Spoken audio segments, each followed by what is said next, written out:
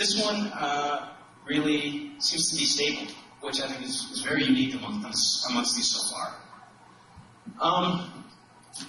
I started looking at the Iran election page every couple of days, and after a while, I started noticing this. I hadn't really been reading the news because I've been out and about, so I started noticing this tag, Nida, popping up all over the place.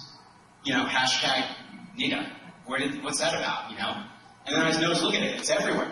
You know, it's on, I mean, this is just 1 minute's worth of, literally, this is 1 minute's worth of stuff to the Iran election hashtag posts. And look at how many times it pops up. In fact, someone said, stopping now is like killing Nida, and then there's a second time.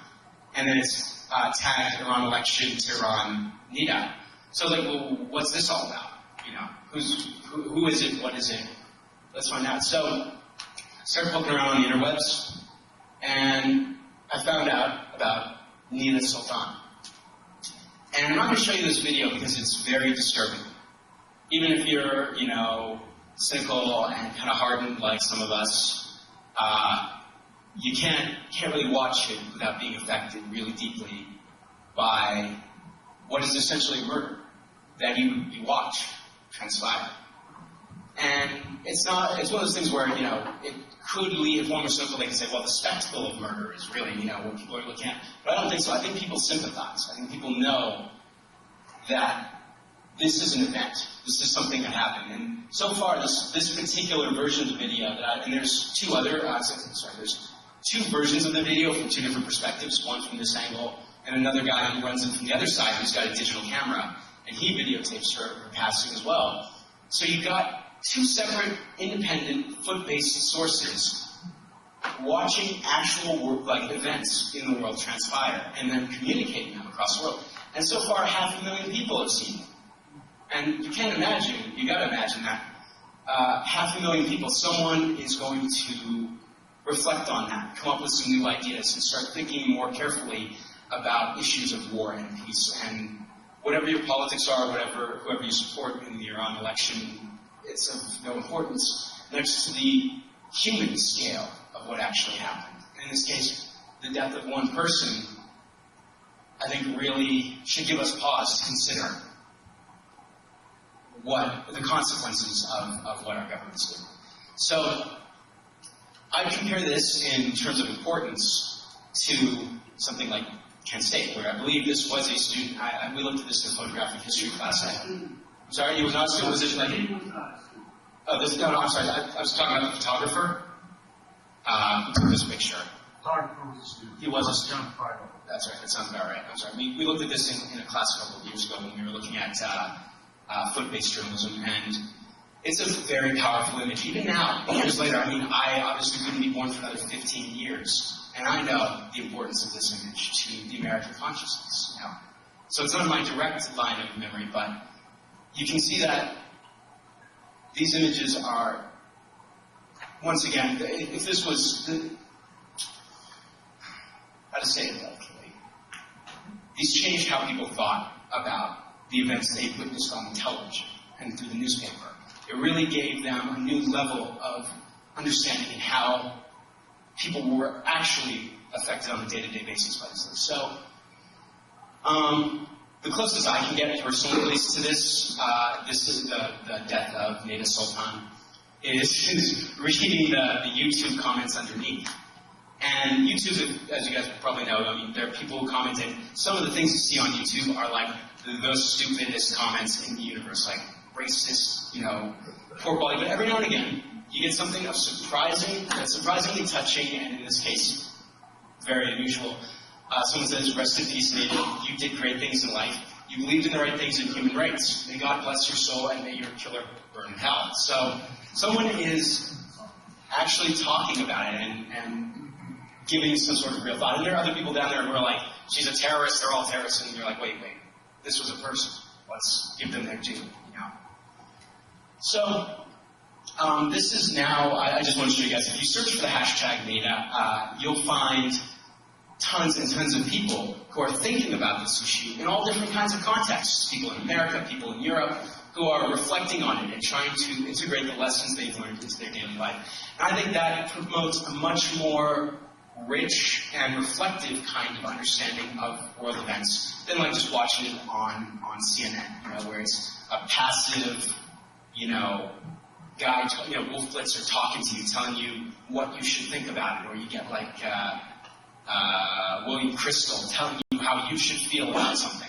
No, people are actually stopping to give thought and then much more to write about it. And I actually firmly believe that writing about things helps us understand better what we think about them. So I thought this was interesting. On a whim, I went aside and looked at the Wikipedia page about Fernanda, and I found that there is a substantial amount of information that you can learn about this person. Like, people have been very diligent about cataloging. Now, this GPS address is actually off. Some people have corrected it since then on Wikipedia. And, but these are actually correct. So you can find out really what it was like to have been there. And to drive that point home before I finish on this section, I wanted to point out that this is a Google map of Tehran, Google Earth image of Tehran. And that would be that exact point in GPS terms of where the events transpired.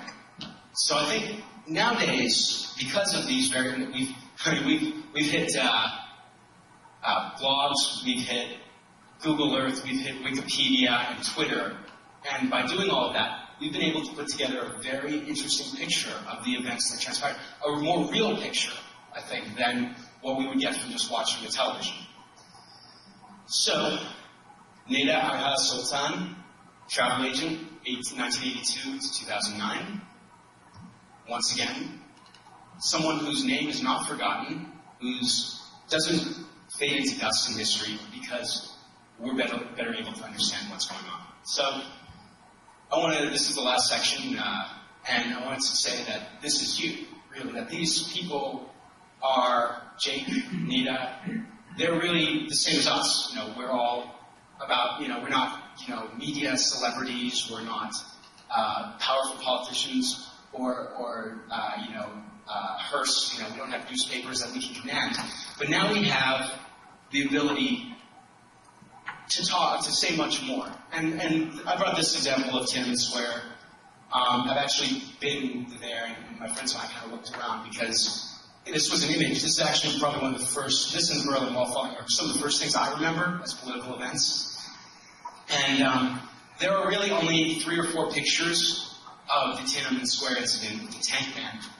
And I think there's a video out there, right? I think AP's got it. But these were taken by AP, Reuters, and Magnum photographers. These are people who had press passes. They had access. They had the ability to get into China and take pictures, which back then was very, very, very difficult. This is a still from the video of the man who shot whatever. I don't know, the courts will pass judgment on what happened there.